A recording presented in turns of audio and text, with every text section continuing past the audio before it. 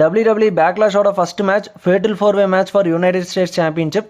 Champion Jacob Fatu, Damian Priest, LA Knight, Drew McIntyre wrestle பண்ணாங்க. இந்த match எப்படின்னா 4 பேரும் அடிச்சுக்கிட்டாங்க. ஆனால் டேமியன் ப்ரீஸ்ட்க்கும் ட்ரூ மேக்கன்டையருக்கும் சுத்தமாக ஆகாதனால அவங்க ஒரு பக்கம் தனியாக அடிச்சுக்கிறாங்க. எல்ஏ நைட்டும் ஃபாட்டும் ஒரு பக்கம் தனியாக அடிச்சுக்கிறாங்க. க்ரௌடில் ப்ரீஸ்ட்டும் மேக்கன்டையரும் சண்டை போடுறப்போ ப்ரீஸ்ட் மேக்கன்டையரை டேபிளில் சோக் ஸ்லாம் போடுவார். ஆனால் அதில் ஒரு மிஸ்டேக் பண்ணிட்டாங்க. சோக் ஸ்லாம் போடுறதுக்கு ப்ரீஸ்ட் குதிக்க தேவையே இல்லை. கழுத்தை பிடிச்சி தூக்கி டேபிளை வீசியிருந்தாலே போதும். அந்த சோக் ஸ்லாமோட ப்ரீஸ்ட்டும் மேக்கன்டையர் கதை அந்த மேட்ச்சில் முடிஞ்சுது. எல்ஏ நைட் ஃபாட்டுவும் அனௌன்ஸ் டேபிளில் போட்டு ஜம்ப் பண்ணலான்னு போவார். அப்போ தான் சோலோ வந்து ஃபாட்டுவை டேபிளிலேருந்து இழுத்துருவார். எல்ஏ நைட் சோலோவை அடிக்கலான்னு போகிறப்போ க்ரௌடில் இருந்து ஒருத்தர் எல்ஏ நைட்டை வந்து க்ளோஸ் லைன் போட்டுருவார். யாருன்னு பார்த்தா ஜெஃப் காப் WWE டெபியூட் ஆகிட்டாரு. பிளட் லைனுக்கு புது மெம்பர் வந்தாச்சு. எல்ஏ நைட்டை பிடிச்சி அடிச்சிருவாங்க.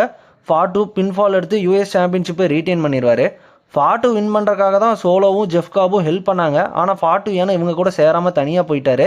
எத்தனை பிளட் லைன் மெம்பர்ஸ் WWE கொண்டு வருவாங்களோ, இப்படியே போனால் WWE ஸ்டோர் லைன் ஃபுல்லாக இந்த பிளட் லைன் ஃபேமிலி மட்டும்தான் இருப்பாங்க போல். அடுத்த match women's intercontinental சாம்பியன்ஷிப்க்கு லைரா வால்கேரியா, Peggy lynch Russell பண்ணுவாங்க. லைரா இந்த மேட்ச்சில் நல்லா ரெசல் பண்ணுவாங்க. பெக்கி தான் இப்போ ஹீல் ஆச்சு. அதனால் மேட்ச் நடுவில் ரெஃபரி பார்க்காதப்போ ரிங்கோட டர்ன் பக்கில் கழட்டி விட்டுருவாங்க. பெக்கி லைராவை அதில் அடிக்க போகிறப்ப தான் ரெஃபரி அதை கழட்டுனதே பார்ப்பாங்க. அது அதுக்கப்புறம் மாட்ட போயிடுவாங்க. லைரா அப்போ தான் நைட் விங் போடுவாங்க. ரெஃபரி லேட்டாக வந்து தான் கவுண்ட் பண்ணுவாங்க. பார்த்தா பெக்கி வந்து கிக் அவுட் பண்ணிடுவாங்க. அப்புறம் லைரா மறுபடியும் ஒரு ரோல் பண்ணி பின்ஃபாலை எடுத்துருவாங்க. பெக்கி செம கடுப்பாயிருவாங்க. மேட்ச் முடிஞ்சதும் பெக்கி லைராவை வந்து அட்டாக் பண்ணிடுவாங்க. டிஸ்ஆமர் லாக் பண்ணுவாங்க. அப்புறம் அஃபீஷியல்ஸ் வந்து 2 பேரும் பிரித்து விடுவாங்க. பெக்கி செம கடுப்பில் பின்னாடி போயிடுவாங்க. அடுத்த மேட்ச் இன்டர்கான்டினென்டல் சாம்பியன்ஷிப்புக்கு டாமினிக்கும் பென்டாவும் ரெசல் பண்ணுவாங்க. மேட்ச் நடுவில் கார்லிட்டோ வந்து ரெஃபரியை டிஸ்ட்ராக்ட் பண்ணுவார். அப்போ க்ரௌடில் இருந்து ஃபின் பேலர், ஜேடி மெக்டனா வருவாங்க.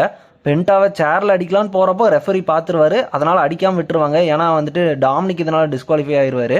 Referee, Finn Balor, JD, Carlito 3 பேரையும் பேக் ஸ்டேஜ் போக சொல்லிடுவார். Penta over the top rope dive அடித்து கார்லிட்டோ ஜேடி அடிச்சிருவார். பேலர் மட்டும் இதில் எஸ்கேப் ஆயிடுவார். பென்டா டாமினிக் அடித்து வின் பண்ணலான்னு டாப் ரோப்பில் ஏறுறப்போ பேலர் ரெஃபரியை மறுபடியும் டிஸ்ட்ராக்ட் பண்ணுவார். அப்போ அமெரிக்கானா வந்து பென்டாவை ஹெட்பட் போட்டுருவார்.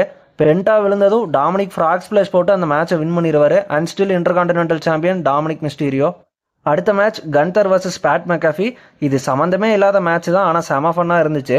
கன்தர் பேட் மெக்காஃபியை மேட்ச் ஃபுல்லாகவே புள்ளி தான் பண்ணார். மைக்கேல் கோல் பேட் மெக்காஃபிக்கு முடிஞ்ச வரை சப்போர்ட் பண்ணி வின் பண்ண வைக்க பார்த்தாரு. கோல் ஏமாத்துவார். ஆனால் கன்தர் விடவே இல்லை. கன்தர் கடைசியில் ஸ்லீப்பர் போட்டு இந்த மேட்சை வின் பண்ணிடுவார். மேட்ச் முடிஞ்ச அப்புறம் கன்தர் நின்றுட்டே இருப்பார். மெக்காஃபே எந்திரிச்சதும் கன்தர் ரெஸ்பெக்ட்னு சொல்லிட்டு போயிடுவார். இந்த மேட்ச் நல்லா புக் பண்ணியிருந்தாங்க. கன்தர் ஒரு ஹீல், பேட் மெக்காஃபே ஒரு அண்டர்டாக். முடிஞ்சதெல்லாம் பண்ணி வின் பண்ண வைக்க பார்த்தப்போ க்ரௌடு நல்லா சீர் பண்ணாங்க இந்த மேட்ச்சில். மேட்ச் முடிஞ்சப்பறம் பேட் மெக்காஃபே ஒரு ஃபோட்டோ போட்டிருந்தாரு அவரோட ப்ரொஃபைலில். கன்தர் போட்ட சாப்பில் செமையாக செவந்துருச்சு அவருக்கு. அடுத்து மெயின் event WWE சாம்பியன்ஷிப்க்கு John Cena, Randy Orton match நடக்கும். ராண்டி ஆர்டனோட ஹோம் டவுனில் தான் பேக்லாஷ் நடக்குது. ஆர்டனோட என்ட்ரன்ஸ் அப்போ க்ரௌட் அவர் தீம் மியூசிக் இப்போல்லாம் பாடுறாங்க. பேக்லாஷ்லேயே அதே மாதிரி பாடினாங்க. மேட்ச் ஸ்டார்ட்டில் சீனா ஹேண்ட் ஷேக் கொடுத்து ஐபோக் பண்ணி ரவுஸ் பண்ணிட்டு இருந்தார். ராண்டியும் பார்த்தீங்கன்னா ஐபோக் பண்ணிடுவார். அதுக்கப்புறம் சீனா மேட்ச் பாதியிலேயே கிளம்பிடுவார். ஆர்டன் போய் இழுத்துட்டு வருவார். சீனா அவ்வளோ வருஷம் பண்ணாததெல்லாம் இந்த ஹீல் ரனில் பண்ணிட்டுருக்காரு. சீனா அதுக்கப்புறம் ஏஏ போடுவார். ஆர்டன் கிக் அவுட் பண்ணுவார். சீனா ரோப்லேருந்து வரப்போ ஆர்டன் போட்ட ஆர்கிய செமையாக இருந்துச்சு. ஆர்டன் பன் கிக் போட வருவார். அப்போ சீனா வந்துட்டு எஸ்கேப் ஆகி இன்னொரு ஏஏ போடுவார்.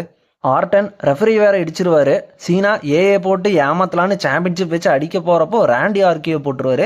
சீனா ஆனால் அதுலேருந்து கிக் அவுட் பண்ணிடுவார். மறுபடியும் ரெஃபரியை இடித்து தள்ளிடுவாங்க. சீனா ஆர்டனும் அனௌன்ஸ் டேபிளில் போட போவார். ஆனால் ஆர்டன் சீனாக்கு ஏஏ போட்டுருவார் டேபிளையே.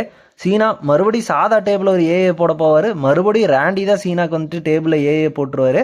போட்டதுக்கப்புறம் ராண்டி வந்துட்டு ப்ரைம் ட்ரிங்க் குடிப்பார். லோகன் பால் ப்ரைம்க்கு இது ஒரு நல்ல அட்வர்டைஸ்மெண்ட் மூமெண்ட் மாதிரி ஆயிடுச்சு. ஆர்டன் சீனாக்கு ஆர்கியை போட்டு பின்ஃபால் எடுப்பார். புது ரெஃபரி வருவார். சீனா அப்போ தான் கிக் அவுட் பண்ணிடுவார். ராண்டி ரெஃபரி கூட சண்டை போடுறப்போ சீனா சாம்பியன்ஷிப் வச்சு அடிக்க வருவார். பார்த்தா அது ரெஃபரி மேலே பட்டுரும். ராண்டி அப்போ இன்னொரு ஆர்கியோ போட்டுருவார். ஆனால் கவுண்ட் பண்ண ரெஃபரி யாருமே இருக்க மாட்டாங்க. அப்போ தான் அஃபீஷியல்ஸ்லாம் வந்து ரெஃபரிக்கெல்லாம் என்ன ஆச்சுன்னு பார்க்குறப்போ ஆர்டன் செமையாக டென்ஷன் ஆகி எல்லாருக்கும் ஆர்கியோ போட்டுருவார். ராண்டி அப்போ சீனாவுக்கு வந்துட்டு பன் கிக் போடலான்னு போனப்போ R-Truth வந்துருவார் சீனாவை காப்பாற்ற. R-Truthோட ஹீரோ தான் சீனா ஆச்சு. அதனால தான் ஹெல்ப் பண்ண வந்தார். ராண்டி டென்ஷன் ஆகி ட்ரூத்க்கு ஒரு ஆர்கியோ போட்டுருவார். சீனா அப்போ லோ ப்ளோ போட்டு சாம்பியன்ஷிப் வச்சு ஆர்டனை அடிச்சிருவார். ஜான் சீனா அதுக்கப்புறம் பின்ஃபால் எடுத்து இந்த மேட்சை வின் பண்ணிடுவார். And still WWE champion John Cena. ரெசல்மேனியாவில் சீனா கோடி மேட்ச் விட இந்த மேட்ச் பல மடங்கு நல்லாவே இருந்துச்சு. சீனா போகிறப்போ தேங்க்யூ சீனான்னு க்ரௌடு கத்துவாங்க. சீனா என்னதான் ஹீலாக இருந்தாலும் க்ரௌட் சீனாக்கான ரெஸ்பெக்டை கொடுக்குறாங்க. சீனா எமோஷனலாகி அப்படியே போயிடுவார். போஸ்ட் ஷோ ப்ரெஸ் கான்ஃபரன்ஸில் சீனா பேசுகிறப்ப R-Truth வந்து ஃபேன் சீனாக்கு ரெசல் பண்ண தெரியாதுன்னு சொன்னால் கூட ட்ரூத்துக்கு சீனாவை நினச்சா ப்ரௌடாக இருக்குன்னு சொல்லுவார். ரெசல் பண்ண தெரியாதுன்னு சொன்னது சீனாக்கு டென்ஷன் ஆகிருச்சு. சீனா ட்ரூத்தை தூக்கி டேபிள்லேயே ஏஏ போட்டுட்டு கிளம்பிடுவார். சீனா வர்சஸ் R-Truth மேட்சை WWE புக் பண்ணுறக்காக இப்படி ஸ்டோரி கொண்டு போகிறாங்களான்னு தெரியல. பாப்போம் சீனாவோட அடுத்த ஆப்பனண்ட் யாருன்னு. WWE பேக்லாஷ் பற்றின உங்கள் ஒப்பீனியனை கமெண்ட் பண்ணுங்கள். டாக் ஷோ தமிழ் யூடியூப் சேனலை மறக்காமல் சப்ஸ்கிரைப் பண்ணிக்கோங்க. அடுத்த வீடியோவில் பார்ப்போம். Bye guys.